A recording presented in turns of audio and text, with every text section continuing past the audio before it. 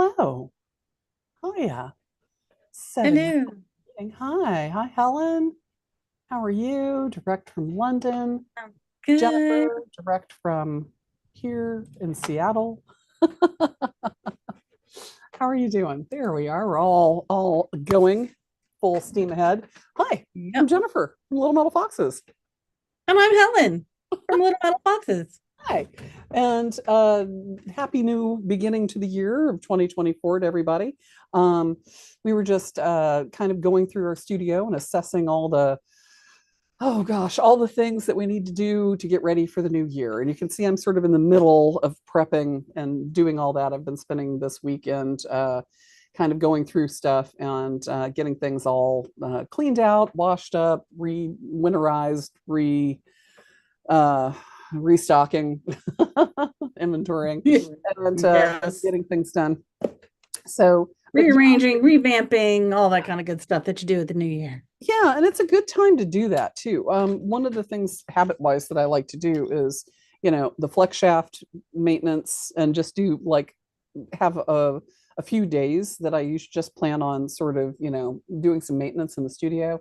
And, whether that's the rolling mill and cleaning that up and down, reconditioning the flex shaft after a year's worth of work, it's Hmm. supposed to be, so many hours of maintenance on that. The Smith Little torch that I use is good with an annual maintenance as well. So replacing the hoses annually is usually a good idea. A lot of people don't do that. Do you do that? I don't use it quite as heavily as you do, so I don't, but actually should go and check my hoses because it'll be coming up 3 years this summer. Yeah. So due for a check. Definitely check them because some of the hoses, depending on what kind of hoses they are, and they've sort of changed their hose material over the years. Um, but some of the hoses just will um, just get brittle over Yeah. time. So if you're not using them for a while, and you suddenly are like, why am I going through oxygen so fast? Why? Because oxygen is a very, very, very small particle, Oh, and right. it Yep. will leak very easily. And so making sure that your oxygen line and tank lines are not cracking, and these are notorious for cracking like right here because there is Right, because there's that's where you bend it the most. yeah, Yeah. but there's also, you've got like the cleats that go on there, Yep. and the way that there's like um The the tube webbing and the that hose and fit all that. onto, yeah, the little connections there. It gets weak right there, and so after time, that spot, you may find has a leak and you didn't even realize it. So it's not Yeah. leaking here, it's not leaking there, and you're like, where's it leaking? The Um, heck? so one of the things you can do with those is actually get a bucket of water and just, Oh, okay. submerge the hose, and you can Easy find if it's, peasy. yeah. So, but after, a few years, I definitely would recommend replacing the hoses. They're not expensive and you can get replacements really, really easily. Cool. It's easy to do, easy to replace the hoses. Um, just follow the instructions. That's all. Yeah. Yeah, definitely check that. Check your uh, all your hammers and reface your hammers and get those all Yep. cleaned up. That's always a good one. I'm winterizing my window right now, so I'm removing the air conditioner and putting in like a whole panel contraption that like screws into the window for the winter. Yeah, and doing some inventory and looking at you know making sure my inventory is straight. I mean, I know a lot of people are kind of like moving into tax season and trying to get like, all that stuff done too. Yeah. It's kind of nice just to kind of like, reset, clean up, do all, yeah, there's a air conditioner. So yeah, so I've got a bunch of stuff that I just want to kind of like file the paperwork and get everything clean. And that way I'm like dusting off the soldering station and doing all those things. You were Yeah. saying too with your kiln, Yes. kiln maintenance, great time for that. So Yeah. what do you usually do with your kiln when you redo it? Usually what you should do once, if you have generally if you have any spillage of glass, You want to clean that up sooner rather than later. You don't want to let it necessarily sit. But you just vacuum it because the glass, it will eventually actually eat its way through once it's in molten form, will eat its way through the kiln brick. So it can't actually put a hole in your kiln. So Right. you want to make sure that you're just vacuuming that up on a regular basis, not just necessarily once a year, unless you don't use your kiln that Yeah. much. Right. Um, Well, and that but includes also just cleaning. vacuuming all the dust and stuff from the clay, the kilns that wash and the separator paper and all that kind of stuff. That does get it. And it's just that's also a health issue. You don't want to be breathing that in anyway. So vacuum that up. Right, right. Well, and that includes stuff like, if you're working with PMC or if you're working with enamels, Yep. produce Yep. glass that can get into the bottom of the kiln.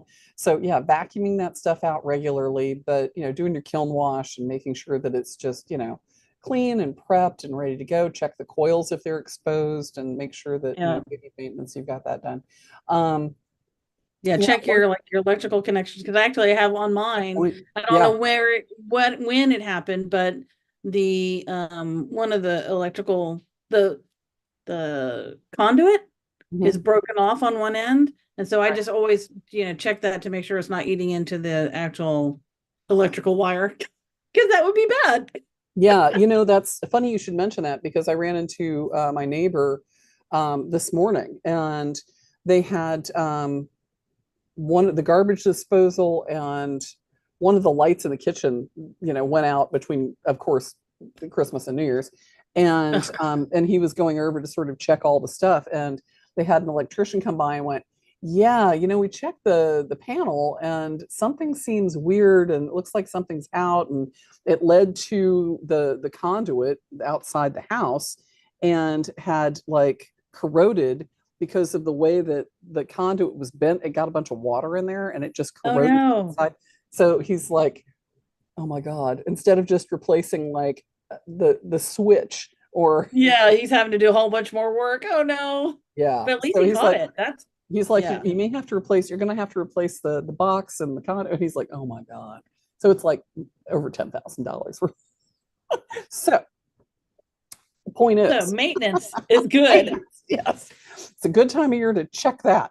But yeah, check your tools, and it's a good time too to sort of, if you need to, like, some people may have gotten new tools for Christmas, and it's a good time to That's sort of right.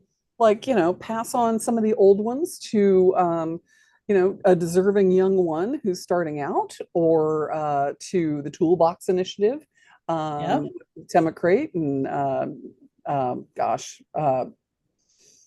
Matthew Matthew Shimony. Chimney. Thank you. I was going to say Tim Chalamet, and I'm like, no, that's not. I I'm know, like I know. crossing I have names. to do that now too because like I'm a huge Dune fan, so it's like Timothy Chalamet, no Chimney, no No, what? no, it's Tim McCrate and Matthew Chimney. so anyway, but yeah, the Toolbox Initiative is a great place to uh, donate some tools. They are always looking for hand tools, files, draw plates, and things like that. We Yep. did a fundraiser in December for them and sent that over to them with the help of some of our students. So thank Yep. you to those people. Yep. They That's, were fabulous and wonderful. yeah. We So appreciate your they're great too. donations. Yeah, absolutely. And yeah, and sort of, just do an assessment on your studio. One of the things that I was telling Helen and some of the other people is we had a break-in at my studio building. And so it really was a important time to go through and assess the security of my studio too. Mhm. And Mhm. so making sure that, I've got cameras in here and a security system, um, and they were caught and arrested, and we got a lot of stuff back, not Yeah, all of thank it, but God. Yeah. it's also a good time to go through, like, make sure your insurance policy is up to date, make sure you've got your deductible where you want it.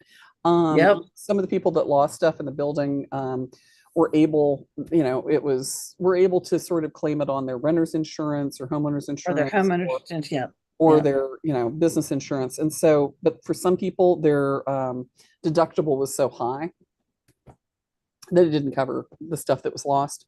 But fortunately, we were able to use tracking devices to find some of the stuff that was missing and Yep. in a hoard. So, Goodness. yeah. So, what I would recommend if you are in a position where you are concerned about the security of your studio, things like tile and the air tags from Apple Hmm. are a great way because you can connect all that to your phone. And so if something does wander off, if you leave something, you're teaching someplace and you've got a toolbox that you're like, it's full of tools and you're going to classes and stuff like that. A friend of ours that teaches here in Seattle, they stole her toolbox that had all of her samples in it. And I Yeah, was like, oh I my know. I was God, all so of her devastated for samples. her when that happened. And things like that, it's easy, so easy to put something like a tile or an air tag on the bottom or in the back, just Hmm. so that if you leave it someplace or somebody takes it, or just to be able to recover that, where it is. Yeah, And you may not get everything back, but hopefully that's a way that you can kind of be able to secure some of those items. um yeah. I have Yeah, like I earbuds have all over stuff. a locking file cabinet, a Yeah, tall 4 drawer file cabinet. So I put all my stuff in there. right, And while it may not be the absolute pinnacle of safety, it's definitely going to deter somebody who wants to smash and grab, right, because they're yeah, not going to get in. right. And just having a hasp and a dead or a Yeah.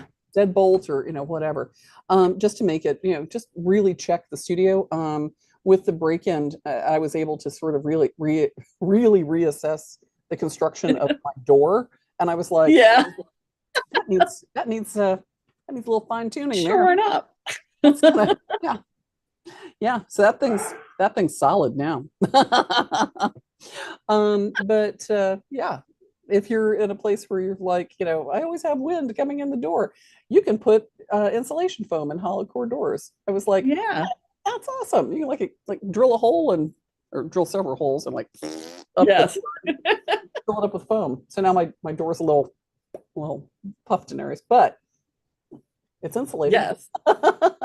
Yep, absolutely. Yeah. One other thing that I like to do too is kind of look at, and I did this actually, I think in December, Mhm. is look at what, my whole setup. Yeah. And if I change kind of what I'm doing, Right. then we, to rearrange how, what I need first, what's closest. Right. And I did that yeah, like I said, back in December, and just kind of reevaluated what needed to be closer to me, what needed to be moved further out because I wasn't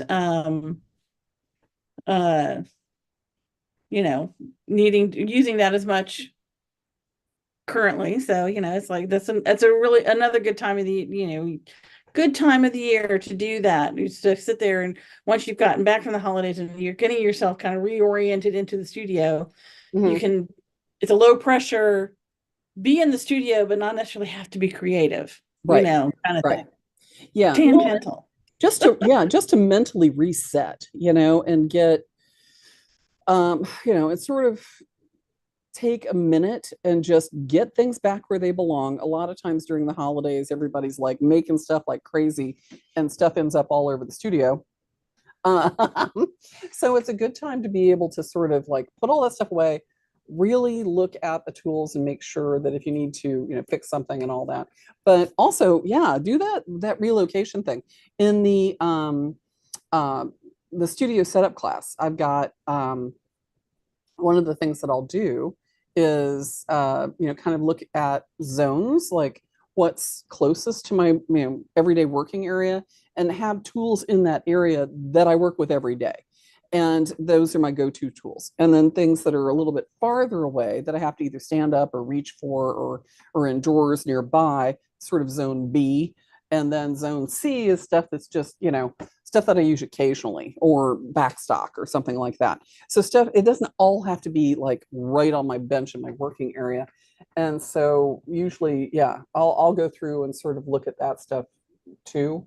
Um, Yeah. but yeah, it's good to sort of do a good reset, a hard reset at the beginning of the year or at some Hmm. point in the year. And this is just, kind of a good time when everybody's like, got a minute, the kids are Yep. back in school, everybody's Yes. like back at work and out of my hair, and Yes. kind of sit down for a minute and go, okay, all right, what have I got to do? And look at your timeline, kind of, just do a reset. This is a good time to do that. So Yeah. Yep. And it's also like a really good time of year for us because we're, putting out, new classes, yep.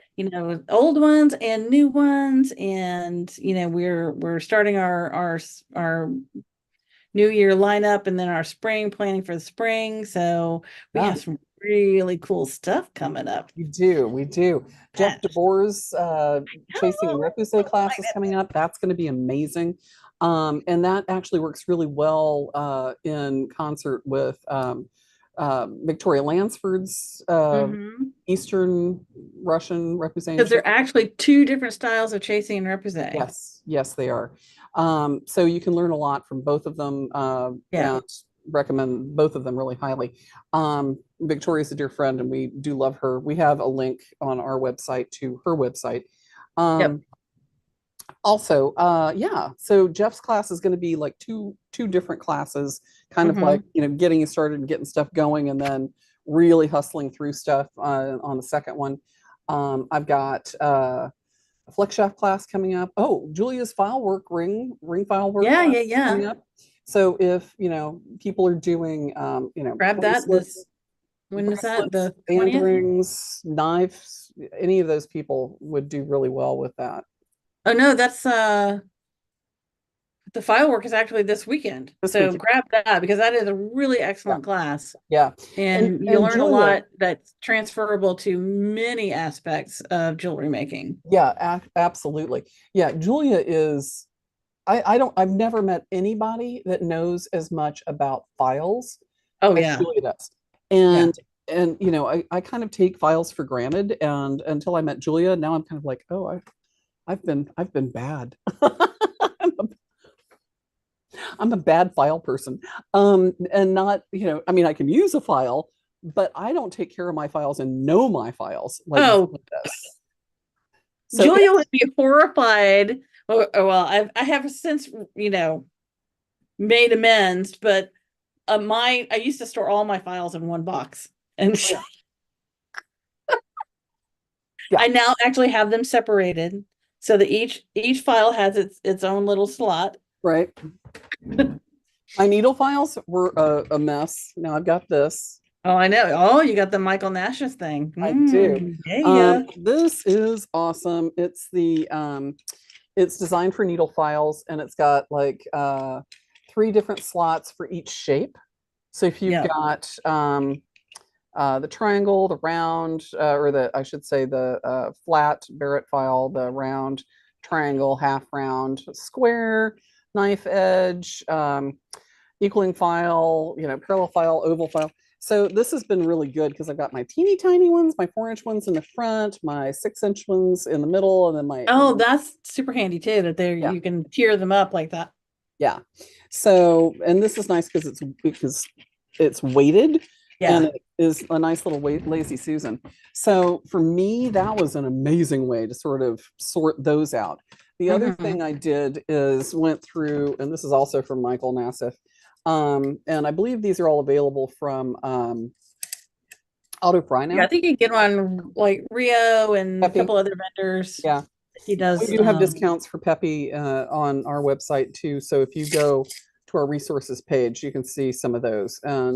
But these are they're 3D printed, and they've got this one is kind of nice for the bulk stuff. hmm For your blades in, because you can put the labels on there for whatever you need and see them really easily. But I love that Michael's got, so talk about getting organized. This is awesome Yeah. because I can put just the blades that I actually use in here. Yep. And so I've got my 2.0, 4.0, 6.0, and 8.0 in here. But it tells me, what the dimensions are of the blades, what they're best for cutting, and what drill Nice. size to use. And Perfect. I love that. And this is the one that has like the individual blades, and that's Yeah. for bulk blades. So like if you've got like, because I'll buy mine in like 140 at a time. So yeah.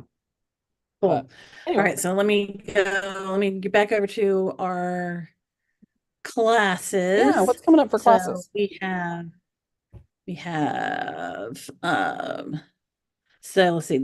Another good one for that Julia's teaching is the steel etching plates. Oh, yeah, yeah, yeah. That's That's going to going be to be good. really good. Yeah, that's Or going to be etching good. steel plates. Yeah. And So etching steel then plates is really handy because you can use it for texturing plates in the rolling mill. texture. You can use it for enameling Yeah. because you can texture a thinner sheet and enamel it with texture, which is really cool too. So there's a Mhm. lot of good reasons. So it's like etching steel plates for texture and roller mill and all kinds of stuff. But yeah, go ahead. What else? Yeah. And then we have you have some bezel classes coming up. You have bezels made easy and modified bezels. Right? And then another one that I'm really looking forward to is your design inspiration class. That is going to be amazing. I am so looking forward to seeing some of the guest artists that you have interviewed. Oh my Yeah. God. Yeah, that's going to Yeah. be Yeah. an amazing class. So I'm real And excited about that. I've been wanting to do yeah, this for about almost 2 years, and yeah, I've kind of been planning it for a long time because I wanted to get guest artists interviewed and ask them just, like in a kind of studio to studio artist kind of way, what is your creative process? What do you do? How do you work in your studio? And not in a way that is let's have a cup of, coffee and sort of chat, yeah, rather than kind of a formal sit down, interview. Because I think sometimes when people are they see other artists and, are seeing them in a symposium situation or in a lecture situation or a gallery situation, you're seeing the best of what they do. You're seeing it curated, into what they do. And so you literally sometimes are seeing them on a pedestal. yeah. And it's really hard for, I think, for sometimes for students and people that are working to understand the sausage factory that that we all go through to, Everybody goes through. People yeah, don't just aren't born geniuses yeah, yeah. in hand skills. And it takes work, it takes, sacrifice, it takes practice, it takes, all the things that it takes to be good at something. And but also too, how they kind of found their voice, how they think about their work, what is kind of going on like behind the scenes, how they kind of plan stuff out, what they do when they get stuck or if they like screw something up. And it's like, what do you Hmm. do, Yeah. so, just kind of like getting down to the real, brass tacks of the practice, and design and what they do and how they find inspiration, to be able to do their work, and how they put that together, how they, digest that down or distill it down into a body of work that makes sense. And I think a lot of the people that we've got have, they've got a lot of, skills. They're kind of at a point where it's like, I've got the basics. I kind of know how to do all this, but I feel like I'm making the same band ring over and over and over again. Yeah. So how do you like find your voice and the things that are important to you and distill those down to be able to go forward with something that's uniquely yours? Yep. So that sometimes can be hard. And I've got lots of exercises, lots of ways of sort of working about that. And then you can sort of work on your design and then go, okay, I need to know how to stick this to this, and then Yep. figure out the logistics of the design. But being able to like have the inspiration and be able to go back to that well when you need it is Hmm. really important. So Yeah. that's why we're Yeah. doing that class. So Yeah, that's gonna be so cool. And then going back to our theme for today, which is New Year maintenance and all that, we're gonna do the flex shaft and finishing and polishing, which isn't necessarily maintenance, but you can use all that information to do maintenance. it's true. Um, and then intro to the hammer hand piece, we're gonna do the engraving stuff again. Yep. So that's all coming up in March. And but we've got we got lots of stuff coming in. Lots of stuff. Yeah. Yeah. And like I said, I'm really excited about Jeff DeVore teaching again. Oh my God. Yeah. We've got a lot of other guest artists that we're sort of getting lined up for the year. So that'll be fun. Yep. All right. Well, everybody, good luck. Have a great beginning to 2024. Yay. Let us know what your like reset practices. What do you always kind of, what's your tradition in the studio to kind of like help you reset for a fresh new year? If it's just, vacuuming, sweeping, just like, I just need to make a pair of earrings to reset, or whatever it is. Yeah, let us know. Yeah, down in the comments below. Tell us what it is. Yeah. Also, make sure to like us and subscribe so you know when we are live. Absolutely. Next week we'll be talking about some bench pins. We've got a couple of different bench pins that have come in. Yeah, alternative materials. And a couple of things that are kind of fun and interesting, and different kinds of bench pins that are used for things. So anyway, I hope you guys will join us for that. So anyway, thanks a lot. Good luck with the new year, and check out all of our other tool tips and updates and see how things are going. Lots of free stuff all over in here. So yes. And look for our newsletter too. We'll be sending out a newsletter soon. Oh yeah, the newsletter's coming out. So check that out for discount codes. And I did write a little article that Helen hopefully is helping me fine tune. Oh yeah, it's already been zhuzhed. Okay, thank you for zhuzhing. A little article on flex shaft and choosing choosing the right flex shaft. Yep.